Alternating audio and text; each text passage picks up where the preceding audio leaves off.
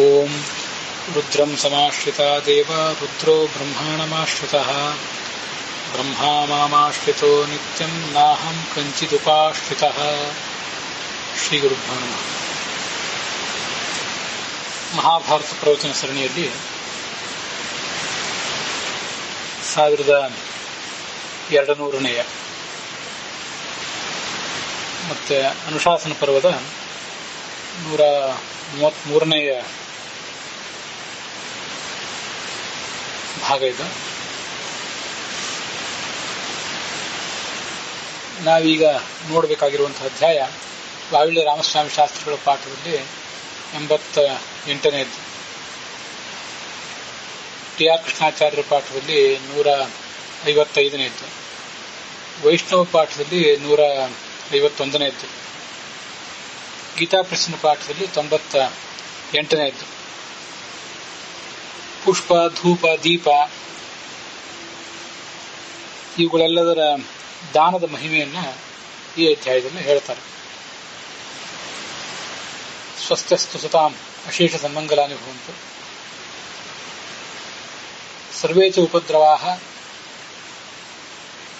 ಮಹಾಭಾರತಸ್ಯ ಶ್ರವಣೇನೈವ. ವಿಶೇಷತಃ ಅನುಶಾಸನ ಪರ್ವಣಿ ಅನುಶಿಷ್ಟಾನಾಂ ಧರ್ಮಾಣಾಂ ತತ್ವಾನಾಂ ಚ ಶ್ರವಣೇನೈವ ನಿರಸ್ತಾಃ ಭವಂತು ಇತ್ಯಾಶಂ ಸಮಾನಾನಾಂ ಸರ್ವೇಷಾಂ ಅಸ್ಮಾಕಂ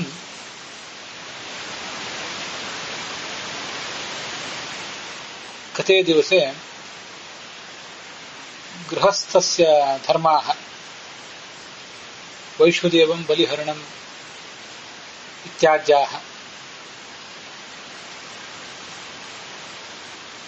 ತೇಷಾಂ ಮಹತ್ವಂ ತೇಷಾಮೇವ ಚ ಸೂಕ್ಷ್ಮಾಂಶಾನಾಂ ವಿವರಣಂ.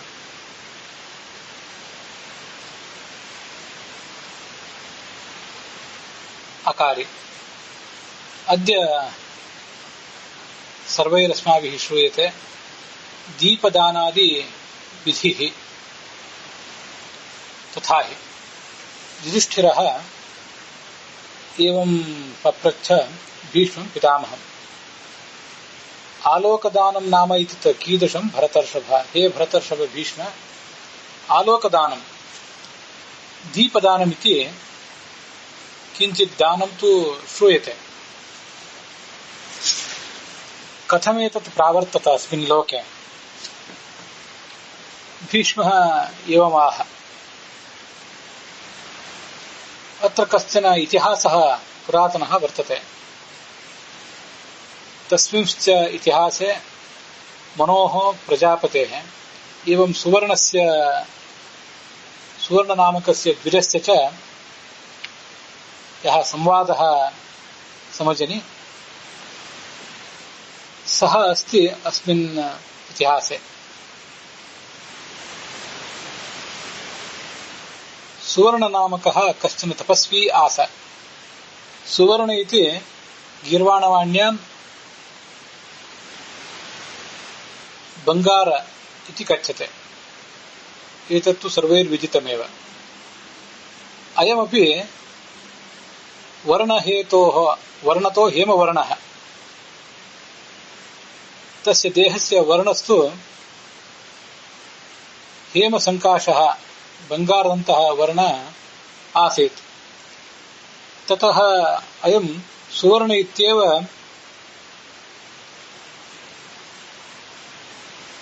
ಅಭಿಧೀಯತೆ.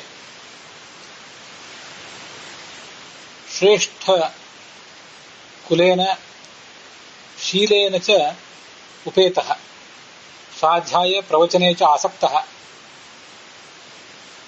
ಸ್ವಸ್ಮಿನ್ನೇವ ವಂಶೇ ये अनेके अवर्तन्त तान् सर्वान् स्वस्य गुणैः अयम् अतिचक्राम. ಇವನು ತನ್ನ ಗುಣವೈಭವದಿಂದ ತನ್ನ ವ್ಯಕ್ತಿತ್ವದಿಂದ ತನ್ನ ವಂಶದಲ್ಲಿ ಹುಟ್ಟಿದಂತಹ ಅನೇಕ ಜನರನ್ನು ಮೀರಿಸಿದ್ದ ಈ ಸುವರ್ಣ. ಒಂದು ಬಾರಿ ಅವನಿಗೆ ಈ ಸ್ವಯಂಭುವ ಮನು ಇದ್ದಿರಬೇಕು. ಪ್ರಜಾಪತಿ ಮನು ಅಂತ ಇಲ್ಲಿದೆ, ಸ್ವಯಂಭುವ ಮನು ಅಂತಾನೆ ನಾವು ಅದನ್ನು ತಿಳ್ಕೊಳ್ಳೋದು ಯೋಗ್ಯ. ಸ್ವಯಂಭುವ ಮನುವಿನ ಭೇಟಿ ಆಯಿತು.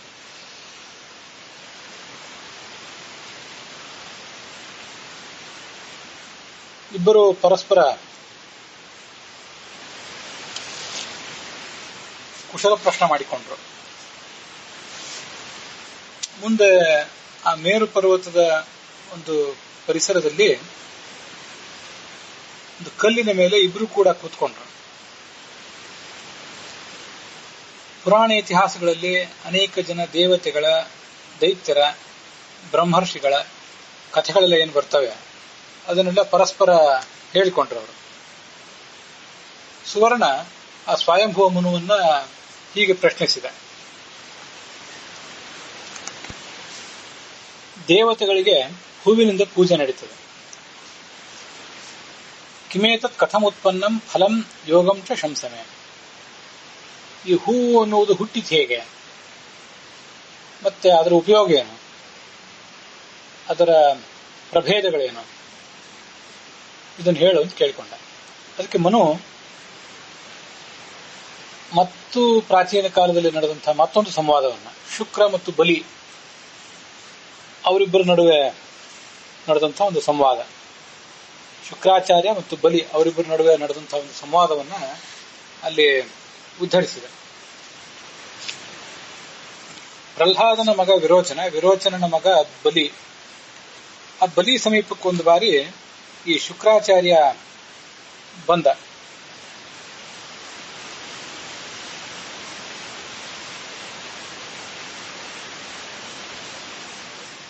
ತಮರ್ಘ್ಯಾದಿಭಿಃ ಅಭ್ಯರ್ಚ್ಯ ಭಾರ್ಗವಂ ಸೋಸುರಾಧಿಪಃ. ಸಹ ಸುರಾಧಿಪಃ ಅಂತ ಪದಚ್ಛೇದ ಮಾಡಬೇಕು. ಕೆಲವು ಅನುವಾದಗಳಲ್ಲಿ ಸುರಾಧಿಪನಾದಂತಹ, ದೇವತೆಗಳ ಅಧಿಪತಿಯಾದಂತಹ ಬಲಿ ಅಂತ ವರ್ಣನೆ ಮಾಡಿದ್ದಾರೆ. ಅವನು ದೇವತೆಗಳಿಗೆ ಇನ್ನೂ ಅಧಿಪತಿ ಆಗಿಲ್ಲ. ಇನ್ನು ಮುಂದಿನ ಮನ್ವಂತರದಲ್ಲಿ ದೇವತೆಗಳ ರಾಜನಾಗಿ ಇಂದ್ರನಾಗಿ ಆತ ಮೆರೀತಾನೆ. ಈಗ ಸದ್ಯ ಅವನು ಅಸುರಾಧಿಪನೇ, ದೈತ್ಯರ ಅಧಿಪನೇ. ಆದ್ರಿಂದಲೇ ಅವನನ್ನ ಸುರಾಧಿಪ ಅಂತ ಹೇಳುವ ಬದಲು ಅಸುರಾಧಿಪ ಅಂತ ಹೇಳುವುದೇ ಒಳ್ಳೆಯದು.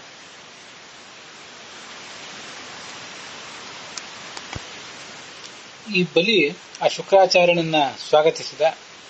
ಇಂಥದೇ ಒಂದು ಪ್ರಶ್ನೆ, ಹೂವು, ಧೂಪ ದೀಪಾದಿಗಳು ಇತ್ಯಾದಿಗಳನ್ನು ಭಗವಂತನಿಗೆ ಮತ್ತು ದೇವತೆಗಳಿಗೆ ಅರ್ಪಿಸುವುದರಿಂದ ಏನು ಫಲ ಅನ್ನುವುದನ್ನೇ ಅವನು ಪ್ರಶ್ನೆ ಕೇಳಿದ. ನೀನು ಕೇಳಿದಂಥ ಪ್ರಶ್ನವನ್ನೇ ಕೇಳಿದ. ಆಗ ಶುಕ್ರ ಹೀಗೆ ಉತ್ತರಿಸತೊಡಗಿದ. ತಪಃಪೂರ್ವಂ ಸಮುತ್ಪನ್ನಂ ಧರ್ಮಸ್ತಸ್ಮಾದ್ ಅನಂತರಂ. ಮೊದಲು ತಪಸ್ಸು ಅನ್ನೋದು ಹುಟ್ಟಿತು, ಮುಂದೆ ಧರ್ಮ ಹುಟ್ಟಿತು. ಇದರ ನಡುವೆ ಅನೇಕ ಬಳ್ಳಿಗಳು, ಔಷಧಗಳು ಇವೆಲ್ಲ ಹುಟ್ಟಿದವು. ಸೋಮಲತೆಗಳು, ಅಮೃತ, ವಿಷ, ಅನೇಕ ಜಾತಿಯ ಹುಲ್ಲುಗಳು ಇವೆಲ್ಲ ಅಲ್ಲಿ ಹುಟ್ಟಿದವು.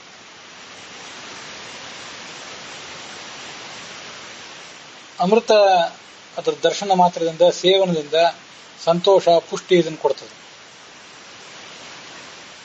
ವಿಷ ಎಲ್ಲ ಕಡೆ ಹರಡಿ ತನ್ನ ದುರ್ಗಂಧದಿಂದ ಮನಸ್ಸಿಗೆ ನೋವು ಮಾಡುವಂಥದ್ದು. ಅಮೃತಂ ಮಂಗಲಂ ವಿದ್ಯೆ. ಅಮೃತ ಅನ್ನೋದು ಈ ಜಗತ್ತಿನಲ್ಲಿ ಒಂದು ದೊಡ್ಡ ಮಂಗಲ, ವಿಷ ಅಮಂಗಲ. ಎಲ್ಲ ವಿಧವಾದಂತಹ ಔಷಧಗಳು ಕೂಡ ಅಮೃತ ಪ್ರಾಯವೇ ಆಗಿವೆ. ವಿಷ ಅಂತನ್ನೋದು ಅಗ್ನಿಯಿಂದ ಹುಟ್ಟಿರುವಂತಹ ಒಂದು ತೇಜಸ್ಸು ಅನಿಸಿಕೊಂಡಿದೆ. ಮನೋ ಹ್ಲಾದಯಸೈ ಯಸ್ಮಾತ್ ಶ್ರಿಯಂ ಚಾಪಿ ದದಾತಿ ತಸ್ಮಾತ್ ಸುಮನಸಃ ಪ್ರೋಕ್ತಾಃ ನರೈಹಿ ಸುಕೃತ ಕರ್ಮಭಿಃ. ಈ ಹೂಗಳಿಗೆ ಸುಮನಸ್ ಅಂತ ಹೇಳ್ತಾರೆ. ಯಾಕೆ ಹೂಗಳಿಗೆ ಸುಮನಸ್ ಅಂತ ಹೇಳ್ತಾರೆ? ನೋಡಿದ ಕೂಡಲೇ ಸಂತೋಷ ಆಗ್ತದೆ. ಸು ಅಂದ್ರೆ ಶ್ರೇಷ್ಠ ಅಂತ ಅರ್ಥ, ಮನಸ್ಸಂದ್ರೆ ಮನಸ್ಸು. ಶೋಭನಂ ಮನಃ ಯಸ್ಮಾತ್ ತತ್, ಯಾವುದರ ಸೇವನೆಯಿಂದ ಮನಸ್ಸು ಸಂತೋಷ ಕಾಣುತ್ತದೋ, ಯಾವುದರ ಸೇವನೆ ಅಂದ್ರೆ ಅದನ್ನು ನಾವು ಮೂಸಲೇಬೇಕು ಅಂತಿಲ್ಲ, ಯಾವುದರ ದರ್ಶನದಿಂದ ಮತ್ತೆ ಯಾವುದನ್ನ ಭಗವಂತನಿಗೆ ದೇವತೆಗಳಿಗೆ ಅರ್ಪಣೆ ಮಾಡಿದ್ರಿಂದ ದೇವತೆಗಳಿಗೂ ಮನಸ್ಸಿಗೆ ಸಂತೋಷ ಆಗ್ತದೆ ಅದನ್ನು ಸ್ವೀಕಾರ ಮಾಡಿದವರಿಗೆ. ಮತ್ತು ಯಾರದನ್ನ ಭಗವಂತನಿಗೆ ಅರ್ಪಣೆ ಮಾಡಿರ್ತಾರೆ ಅಂಥ ವ್ಯಕ್ತಿಗಳಿಗೂ ಕೂಡ, ಭಕ್ತರಿಗೂ ಅದರಿಂದ ಮನಸ್ಸಿಗೆ ಆಹ್ಲಾದ ಆಗ್ತದೆ. ಅದಕ್ಕಾಗಿ ಅವುಗಳನ್ನು ಸುಮನಸ್ಸು ಅಂತ ಹೇಳ್ತಾರೆ.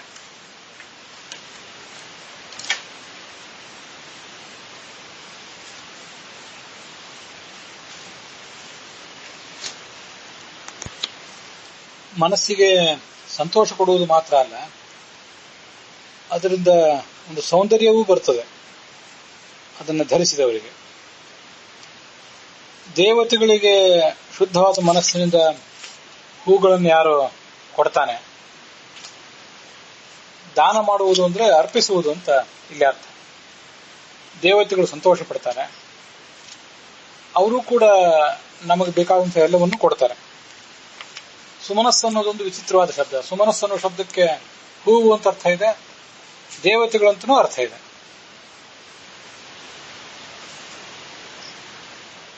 ಆ ಹೂ ಅರ್ಪಣೆ ಮಾಡಿದವರ ವಿಷಯದಲ್ಲಿ ಭಗವಂತನು ತೃಪ್ತನಾಗ್ತಾನೆ. ನಾವು ಸೇವನೆ ಮಾಡುವಂತಹ ಈ ಗಿಡಮೂಲಿಕೆಗಳಲ್ಲಿ, ಔಷಧಗಳಲ್ಲಿ ಕೆಲವು ಉಗ್ರವಾದದ್ದು, ಕೆಲವು ಸೌಮ್ಯವಾದಂತಹ ಪ್ರಭಾವವುಳ್ಳವುಗಳು,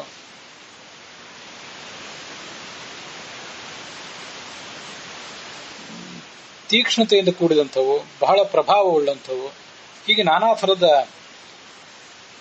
ಔಷಧಗಳಿವೆ. ಯಜ್ಞೀಯಾನಾಂ ವೃಕ್ಷಾಣಾಂ ಅಯಜ್ಞೀಯಾನ್ ನಿಬೋಧಮೆ. ಯಜ್ಞಕ್ಕೆ ಉಪಯುಕ್ತವಾದಂಥ ಕೆಲವು ವೃಕ್ಷಗಳಿವೆ, ಯಜ್ಞಕ್ಕೆ ಯಾವ ರೀತಿಯಿಂದ ಉಪಯೋಗ ಅಲ್ಲದೇ ಇರುವಂಥವು ಕೂಡ ಕೆಲವಿವೆ. ಮತ್ತೆ ದೇವತೆಗಳಿಗೆ ಪ್ರಿಯವಾಗುವಂತಹ ಹೂಗಳು, ಅಸುರರಿಗೆ ಪ್ರಿಯ ಅನಿಸಿಕೊಂಡಿರುವಂತಹ ಬೇರೆ ಕೆಲವು ಹೂಗಳು, ಹೀಗೆ ನಾನಾ ಥರದ ಹೂಗಳು ಕೂಡ ಇವೆ. ಅದೆಲ್ಲವನ್ನು ಈಗ ನಾನು ವಿವರಿಸ್ತೇನೆ.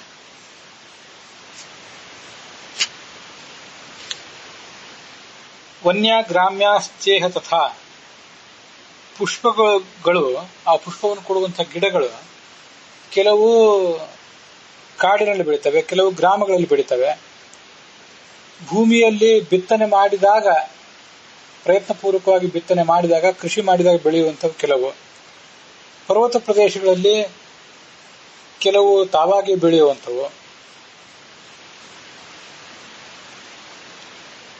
ಮುಳ್ಳಿನಿಂದ ಕೂಡಿದ್ದು, ಗಂಧ, ರೂಪ, ರಸ ಇತ್ಯಾದಿಗಳಿಂದ ಕೂಡಿದಂಥದ್ದು. ಹೀಗೆ ಅನೇಕ ಥರದ ಸಸ್ಯಗಳಿವೆ. ಪುಷ್ಪದ ಗಂಧವೂ ಕೂಡ ಇಷ್ಟಗಂಧ, ಅನಿಷ್ಟಗಂಧ ಅಂತ ಎರಡು ಥರದ್ದಿದೆ. ಇಷ್ಟವಾದಂತಹ ಗಂಧ ಅಂದ್ರೆ ಮನಸ್ಸಿಗೆ ಆಹ್ಲಾದ ಕೊಡುವಂತಹ ಗಂಧ ಏನಿರ್ತದಲ್ಲ, ಆ ಗಂಧವನ್ನ ಹೊರಸೂಸುವಂತಹ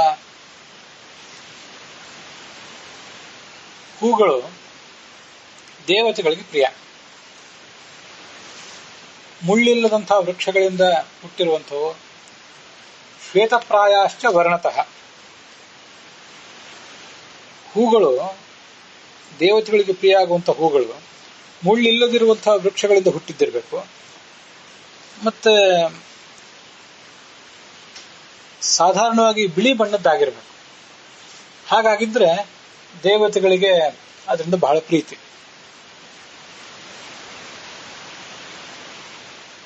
ಜಲಜಾನಿಚ ಮಾಲ್ಯಾನಿ, ನೀರಿನಲ್ಲಿ ಹುಟ್ಟುವಂತಹ ಕಮಲ,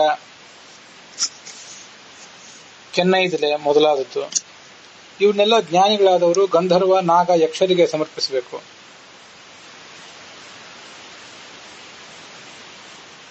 ಓಷಧ್ಯ ರಕ್ತಪುಷ್ಪಾಶ್ಚ,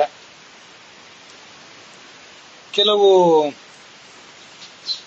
ಔಷಧಗಳು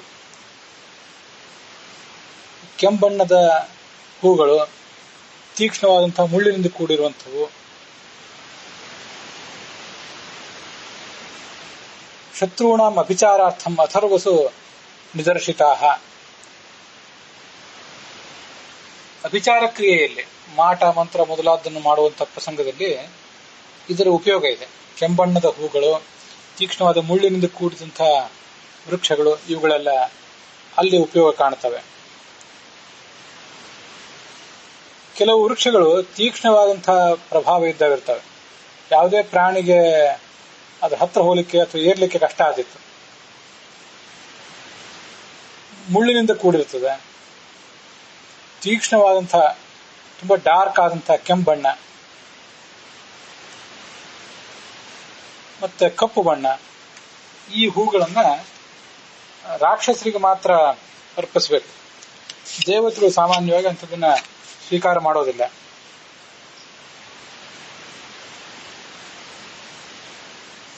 ಮನಸ್ಸಿಗೆ, ಹೃದಯಕ್ಕೆ ಸಂತೋಷ ಕೊಡುವಂಥ, ಮಾಧುರ್ಯ ಇರುವಂಥ ಆ ಹೂವಿನಲ್ಲೂ ಒಂದು ಜೇನು ಇರ್ತದಲ್ಲ, ಆ ಜೇನೆನ್ನುವ ಕಾರಣದಿಂದ ಅದು ಮಧುರವಾದದ್ದು. ಮತ್ತೆ ಹೂ ನೋಡ್ಲಿಕ್ಕೂ ಕೂಡ ಸ್ವಯಂ ಸುಂದರವಾಗಿರ್ಬೇಕು. ಅಂಥ ಹೂವು ದೇವತೆಗಳಿಗೆ ಪ್ರಿಯ ಆಗ್ತದೆ. ಮನುಷ್ಯರಿಗೂ ಪ್ರಿಯ, ದೇವತೆಗಳಿಗೂ ಪ್ರಿಯ. ಇಲ್ಲಿ ಬಂದಿರೋದು ಮಾನುಷಾಣಾಂ ಸ್ಮೃತಾ ವಿಭೋ ಅಂತ. ನದು ಸ್ಮಶಾನ ಸಂಭೂತಾ ನ ದೇವಾಯತನೋದ್ಭವಾ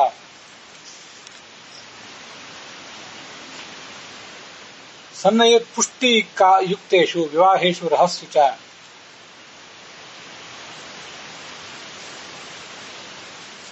ಪೌಷ್ಟಿಕ ಕಾರ್ಯಗಳು, ಅನೇಕ ಕಾರ್ಯಗಳನ್ನ ನಾವು ಮಾಡ್ತಾ ಇರ್ತೀವಿ. ಶಾಂತಿ ಮೊದಲಾದದ್ದು ಗ್ರಹಗಳ ಬಾಧೆಯನ್ನು ಪರಿಹಾರ ಮಾಡಲಿಕ್ಕಾಗಿ. ಹಾಗೆ ಪುಷ್ಟಿ ಕಾರ್ಯಗಳು ಅಂದ್ರೆ ಆ ವ್ಯಕ್ತಿಗೆ ಉತ್ತರೋತ್ತರ ಅಭಿವೃದ್ಧಿ ಆಗಲಿ ಅಂತ ಮಾಡುವಂತಹ ಕೆಲವು ಕಾರ್ಯಗಳು. ಇಂಥ ಕೆಲವು ಕಾರ್ಯಗಳಲ್ಲಿ ಮತ್ತೆ ವಿವಾಹದ ಕರ್ಮಕ್ಕೆ ಇವಕ್ಕೆಲ್ಲದಕ್ಕೂ ಕೂಡ ಬಳಸಬೇಕಾದಂತಹ ಹೂ ಯಾವುದು? ಸ್ಮಶಾನದಲ್ಲಿ, ದೇವಸ್ಥಾನದ ಆವರಣದಲ್ಲಿ ಹುಟ್ಟಿದಂತಹ ಗಿಡ ಮರಗಳಿಂದ ಹೂಗಳನ್ನು ತರಬಾರದು.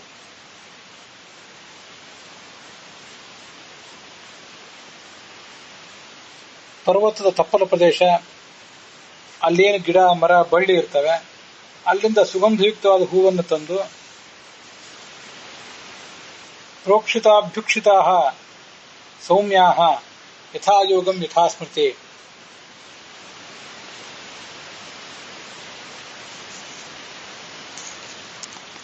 ಆ ತಂದಂತಹ ಹೂಗಳನ್ನು ನೀರಿನಲ್ಲಿ ತೊಳೆಯಬೇಕು ಅಥವಾ ನೀರನ್ನು ಅವಕ್ಕೆ ಸಿಂಪಡಿಸಿರ್ಬೇಕು.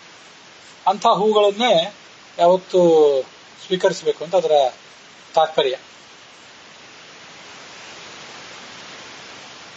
ಸಾಂದರ್ಭಿಕವಾಗಿ ಹೀಗೆ ನೆನಪಿಗೆ ಬರ್ತದೆ. ತುಳಸಿಯನ್ನ ಭಗವಂತನಿಗೆ ಯಾವತ್ತೂ ತೊಳೆಯದೇ ಏರಿಸಬೇಕು, ಹೂಗಳನ್ನ ತೊಳೆದೇ ಏರಿಸಬೇಕು, ತೊಳೆಯದೆ ಹಾಗೆ ಏರಿಸಲೇಬಾರದು ಅಂತ ಒಂದು ಶಾಸ್ತ್ರದ ಉಲ್ಲೇಖ ಇದೆ.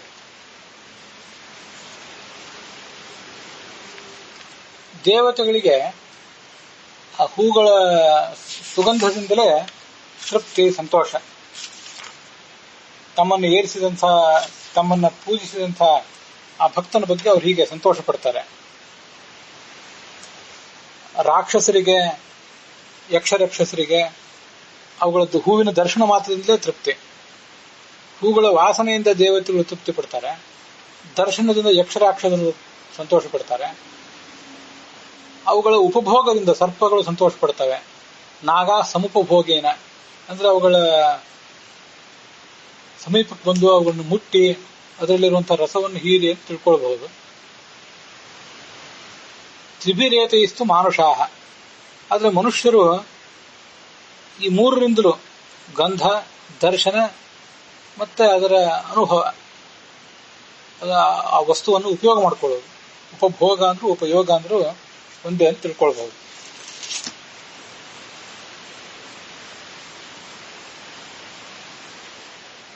ದೇವತೆಗಳಿಗೆ ಸುಗಂಧಯುಕ್ತವಾದಂತಹ ಹೂವನ್ನ ಅಲಂಕರಿಸಿದ ಕೂಡಲೇ ಆ ದೇವತೆಗಳಿಗೆ ಸಂತೋಷ ಆಗ್ತದೆ. ಈ ಪುಷ್ಪದ ಅರ್ಚನೆಯಿಂದ ಸಂಪ್ರೀತರಾಗಿ ಭಕ್ತರಿಗೆ ಬೇಕಾದಂತಹ ಅಭೀಷ್ಟಗಳನ್ನ ಅವರೆಲ್ಲ ಕೊಡ್ತಾರೆ ದೇವತೆಗಳು. ಈ ಹೂಗಳ ಅರ್ಚನೆ ಮಾಡುವಾಗ ನಮಗೆ ಇರಬೇಕಾದಂತಹ ಅನುಸಂಧಾನ ಏನು? ಭಗವಂತನ ಗುಣಗಳನ್ನ ಆ ಸಂದರ್ಭದಲ್ಲಿ ಸ್ಮರಿಸ್ತಾ, ವೇದಾದಿ ವಾಕ್ಯಗಳನ್ನ, ಇತಿಹಾಸ ಪುರಾಣಾದಿಗಳಲ್ಲಿ ಬರುವಂತಹ ವಾಕ್ಯಗಳನ್ನ ಆ ಸಂದರ್ಭದಲ್ಲಿ ಹೇಳ್ತಾ, ವಿಷ್ಣು ಸಹಸ್ರನಾಮದ ಒಂದೊಂದು ಮಂತ್ರವನ್ನ ಚತುರ್ಥಿ ವಿಭಕ್ತಿಯಂತವಾಗಿ ವಿಷ್ಣುವೇ ನಮಃ, ವಷಟ್ಕಾರಾಯ ನಮಃ ಇತ್ಯಾದಿ ರೂಪವಾಗಿ ಹೇಳಿ ಆ ಭಗವಂತನಿಗೆ ಅಥವಾ ದೇವತೆಗಳಿಗೆ ಅದನ್ನು ಅರ್ಪಿಸಬಹುದು. ವಿಷ್ಣು ಸಹಸ್ರನಾಮ ಅಲ್ಲದೇನೆ ಬ್ರಹ್ಮಸೂತ್ರಾದಿಗಳನ್ನು ಹೇಳ್ತಾ ಕೂಡ ಆ ಹೂವಿನ ಅರ್ಚನೆ ಮಾಡುವವರಿದ್ದಾರೆ. ಹೀಗೆ ದೇವತೆಗಳು ತೃಪ್ತರಾದರೆ ಭಕ್ತರಿಗೂ ಪ್ರೀತಿಯನ್ನು ಅವ್ರು ಮಾಡ್ತಾರೆ. ಯಾವ ನಿರಾಧನರು ದೇವತೆಗಳನ್ನು ನಿರಾಕರಿಸ್ತಾರೆ, ದೇವತೆಗಳನ್ನು ತಿರಸ್ಕರಿಸ್ತಾರೆ ಅಥವಾ ನಿಂದಿಸ್ತಾರೆ, ಅವರಿಗೂ ಕೆಟ್ಟ ಫಲವೇ ಇದೆ. ಇನ್ನು ಮುಂದೆ ನಿನಗೆ ಒಳ್ಳೆಯ ಮತ್ತು ಕೆಟ್ಟ ಧೂಪಗಳು, ಕೆಂಡಕ್ಕೆ ಧೂಪ ಹಾಕಿ ಹೊಗೆ ಬರೆಸ್ತಾರೆ, ಸುಗಂಧ ಪೂರ್ಣವಾದಂಥ ಹೊಗೆಯನ್ನ, ಅದಕ್ಕೆ ಧೂಪ ಅಂತಾರೆ. ಹಾಗೆ ಧೂಪ ದಾನ ವಿಧಿಯನ್ನು ಕೂಡ ನಿನಗೆ ಹೇಳ್ತೇನೆ. ನಿರ್ಯಾಸಾಹ ಸಾರಿಣಶ್ಚೈವ ಅಂತ ಇನ್ನು ಮುಂದಿಂದು. ನಿರ್ಯಾಸ ಅಂದ್ರೆ ಆ ವೃಕ್ಷದಿಂದ ಹೊರಗೆ ಬರುವಂತಹ ಒಂದು ರೀತಿಯಾದ ಅಂಟು, ಗೋಂದು.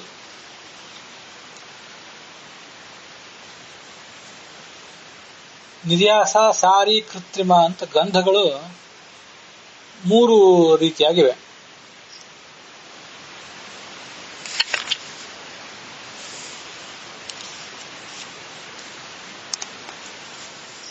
ಗಂಧಗಳು ಅಂತ ಇಲ್ಲ, ಅಲ್ಲಿ ನಿರ್ಯಾಸ, ಸಾರಿ ಮತ್ತು ಕೃತ್ರಿಮ ಅಂತ ಹೀಗೆ 3 ರೀತಿಯಾದಂತಹ ಧೂಪಗಳಿವೆ. ಅವು 3 ಸಹ ಇಷ್ಟ ಮತ್ತು ಅನಿಷ್ಟ ಎಂಬ ಪ್ರಭೇದದಿಂದ 2 ರೀತಿಯಾಗಿವೆ. ಒಟ್ಟು 6 ರೀತಿಯಾಗಿ ಅಂತ ಅರ್ಥ ಆಯ್ತು. ಇಷ್ಟ ನಿರ್ಯಾಸ, ಅನಿಷ್ಟ ನಿರ್ಯಾಸ, ಇಷ್ಟ ಸಾರಿ, ಅನಿಷ್ಟ ಸಾರಿ, ಇಷ್ಟ ಕೃತ್ರಿಮ, ಅನಿಷ್ಟ ಕೃತ್ರಿಮ ಅಂತ ಹೀಗೆ ಒಟ್ಟು 6 ಥರ. ನಿರ್ಯಾಸಾಹ ಸಲ್ಲಕಿ ವರ್ಜ್ಯಾಹ. ಸಲ್ಲಕಿ ವೃಕ್ಷ ಅಂದ್ರೆ ಆನೆ ಬೇಲದ ಗಿಡ ಅಂತ ವರ್ಣನೆ ಮಾಡಿದ್ದಾರೆ 2 ಅನುವಾದಗಳಲ್ಲಿ. ಎಲ್ಲ ಕಡೆ ಅದೇ ತರ ಇದೆ. ದೇವಾನಾಂ ದೈತಾಸ್ತುತೆ, ಇದು ದೇವತೆಗಳಿಗೆ ಬಹಳ ಪ್ರಿಯ. ಸಲ್ಲಕಿ ವೃಕ್ಷದ ಅಂಟೊಂದನ್ನು ಬಿಟ್ರೆ ಉಳಿದೆಲ್ಲವೂ ದೇವತೆಗಳಿಗೆ ಪ್ರಿಯ. ಗುಗ್ಗುಳು ನಾವೇನು ಸಾಮಾನ್ಯ ಉಪಯೋಗ ಮಾಡ್ತೀವಿ ಅದು ಬಹಳ ಶ್ರೇಷ್ಠವಾದದ್ದು.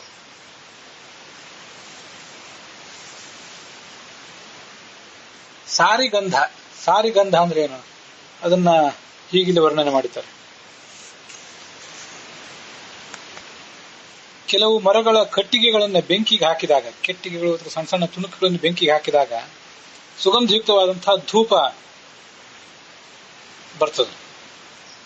ಅದಕ್ಕೆ ಸಾರಿ ಧೂಪ ಅಂತ ಹೀಗೆ ಹೆಸರು.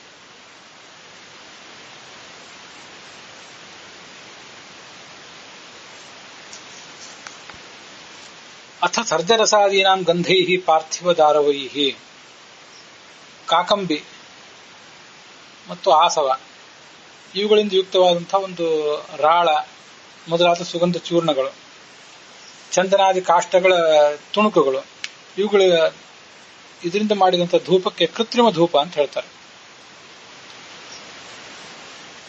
ಈ ಕೃತಕವಾದಂತಹ ಧೂಪಗಳು ಅಂದ್ರೆ ಅದನ್ನು ಊದು ಬತ್ತಿಗಳು ಅಂತ ಒಂದ್ ಕಡೆ ಅನುವಾದ ಮಾಡಿದ್ದಾರೆ. ಅವು ಮನುಷ್ಯನಿಗೆ ಅತ್ಯಂತ ಪ್ರಿಯ. ಶ್ಲೋಕದಲ್ಲಿ ಸರ್ಜರಸ ಅಂತಿದೆಯಲ್ಲ, ಸರ್ಜರಸ ಅಂದ್ರೆ ಶಾಲ ಎಂಬ ವೃಕ್ಷದ ಒಂದು ನಿರ್ಯಾಸ, ಅದರಿಂದ ಹೊರಗೆ ಬಂದಿರುವಂತಹ ಅಂಟು ಅಂತ ಅದನ್ನ ಕಾಣ್ತೇವೆ. ಯಕ್ಷಧೂಪ, ಅರಾಲ, ಸರ್ವರಸ, ಬಹುರೂಪ ಇತ್ಯಾದಿ ಶಬ್ದಗಳಿಂದ ಅದನ್ನೇ ಹೇಳ್ತಾರೆ. ವನ್ಹಿ ವಲ್ಲಭ ಅಂತ ಕೂಡ ಇದೆ. ಬೇಗ ಅದು ಅಗ್ನಿಯನ್ನು ತನ್ನ ಕಡೆ ಸೆಳ್ಕೋತದೆ, ಬೇಗ ಉರಿದು ಬೂದಿ ಆಗುವಂತ ವಸ್ತು. ಒಂದ್ ಕಡೆ ಅನುವಾದದಲ್ಲಿ ಕಾಕಂಬಿಯಿಂದ ಮತ್ತು ಆಸವದಿಂದ ಯುಕ್ತವಾದಂತಹ ಲಾಳವೆ ಮೊದಲಾದ ಸುಗಂಧ ವಸ್ತುಗಳು ಅಂತ ಬರೆದಿದ್ದಾರೆ. ಕಾಕಂಬಿ ಅಂದ್ರೆ ಕಬ್ಬಿನ ರಸದಿಂದ ಬೆಲ್ಲ ತಯಾರಾಗುವುದಕ್ಕಿಂತ ಮುಂಚೆ ಒಂದೇನು ಪಾಕ ಹೊರಟಿರ್ತದೆ, ಮೊಲಾಸಿಸ್ ಅಂತ ಕರೀತಾರೆ, ಅದನ್ನು ಕಾಕಂಬಿ ಅಂತ ಕರೀತಾರೆ. ಆಸವ ಅಂದ್ರೆ ಅದು ಒಂದು ರೀತಿಯಾದಂತಹ ಮದ್ಯವೇ. ಈ ಕಾಕಂಬಿ ಮತ್ತು ಆಸವದ ಸ್ವಲ್ಪ ಮಿಶ್ರಣವನ್ನ ಇಂಥ ಉರಿದು ಬೂದಿ ಆಗುವಂತಹ ಪದಾರ್ಥಗಳಲ್ಲಿ ಹಾಕಿರ್ತಾರೆ ಅಂತ ತಿಳ್ಕೊಳ್ಬೇಕು. ಮತ್ತೊಂದು ಅನುವಾದದಲ್ಲಿ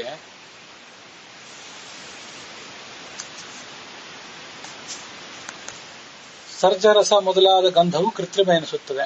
ಭೂಮಿಯಲ್ಲಿ ಸಿಗುವಂತಹ ಲಾಳ ಅಂದ್ರೆ ಅದು ಒಂದು ರೀತಿಯಾದಂತಹ ಕಟ್ಟಿಗೆ ಅಂತ ಕೆಲವು ಕಡೆ ಇದೆ. ಅದರಿಂದ ಹಿಂದಿನ ಕಾಲಗಳಲ್ಲಿ ಕೆಲವು ಉಪಕರಣಗಳನ್ನು ಮಾಡ್ತಾ ಇದ್ರು ಅಂತ ಕೇಳಿ ಬರ್ತದೆ. ಅದೊಂದು ರೀತಿಯಾದಂತಹ ಕಟ್ಟಿಗೆ. ಅಥವಾ ಲಾಳ ಅಂದ್ರೆ ಭೂಮಿಯಲ್ಲಿ ಸಿಗುವಂತಹ ಒಂದು ವಸ್ತು ಅಂತ ಕೂಡ ಹೀಗೂ ಅರ್ಥವನ್ನು ಬರೆದಿದ್ದಾರೆ. ಈ ಸುಗಂಧ ದ್ರವ್ಯಗಳು, ಸರ್ಜರಸ ಮೊದಲಾದಂತಹ ಅನೇಕ ಸುಗಂಧ ವಸ್ತುಗಳು, ಲಾಳ ಮೊದಲಾದಂತಹ ವಸ್ತುಗಳು, ಇವನ್ನೆಲ್ಲ ಸೇರಿಸಿ ಮಾಡಿದಂತಹ ವಸ್ತು ಇದು ಮನುಷ್ಯರಿಗೆ ಅತ್ಯಂತ ಪ್ರಿಯ. ಸಾಮಾನ್ಯವಾಗಿ ಅಲ್ಲೆಲ್ಲ ಏನು ಅನುವಾದ ಇದೆ, ಮಹಾಭಾರತ ಏನು ಹೇಳಿದೆ ಅದನ್ನೋದನ್ನು ಹೇಳ್ತಿದ್ದೇನಷ್ಟೇ. ಕೆಲವು ಅಂಶಗಳು ಅದರಲ್ಲಿ ನನಗೂ ಅಸ್ಪಷ್ಟವಾಗಿ ಉಳಿದಿವೆ. ಅದನ್ನ ಮುಂದೊಂದು ಬಾರಿ ಮತ್ತೆ ಗಮನಿಸೋಣ. ಧೂಪ ಅನ್ನೋದು ಹೀಗೆ ದೇವತೆಗಳಿಗೆ, ದಾನವರಿಗೆ, ಭೂತಗಣಗಳಿಗೆ ಎಲ್ಲರಿಗೂ ಕೂಡ ಸಂತೋಷ ಕೊಡುವಂತಹ ಒಂದು ಸಂಗತಿ ಅದು. ದೇವತೆಗಳಿಗೆ ಹೂವಿನ ಅಲಂಕಾರ ಎಲ್ಲ ಆದ ಮೇಲೆ ನೈವೇದ್ಯ ಮಾಡುವುದಕ್ಕಿಂತ ಮುಂಚೆ ಧೂಪ ಮಾಡುವುದನ್ನು ನಾವೆಲ್ಲ ಕಡೆ ನೋಡಿದ್ದೇವೆ.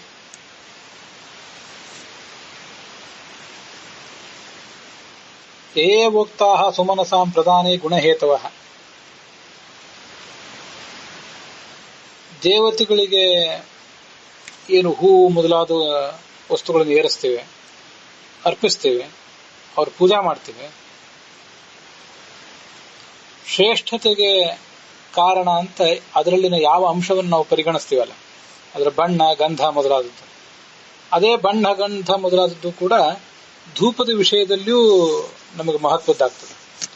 ಅಂಥ ಬಣ್ಣ, ಅಂಥ ಗಂಧ ಇದ್ದಂತಹ ಧೂಪವನ್ನೇ ದೇವತೆಗಳಿಗೂ ಕೂಡ ಅರ್ಪಿಸಬೇಕು. ಈ ದೀಪ ಊರ್ಧ್ವಗಾಮಿಯಾಗಿರ್ತದೆ, ಮೇಲ್ಮುಖವಾಗಿ ಉರಿತದೆ, ನಮ್ಗೆ ಗೊತ್ತಿದೆ. ಯಾರು ಅದನ್ನ ಅರ್ಪಿಸ್ತಾರೆ, ಆ ಅರ್ಪಿಸಿದಂತಹ ವ್ಯಕ್ತಿಗೆ ಕೀರ್ತಿ, ಕಾಂತಿ ಎಲ್ಲವನ್ನೂ ಕೊಡ್ತದೆ. ಆದ್ರಿಂದ ಈ ದೀಪಗಳ ದಾನ ಅಂದ್ರೆ ಭಗವಂತನಿಗೆ ಅರ್ಪಣೆ ಮಾಡುವುದು ಅಂತ ಅರ್ಥ. ಮನುಷ್ಯನ ತೇಜಸ್ಸನ್ನು ಹೆಚ್ಚಿಸ್ತದೆ.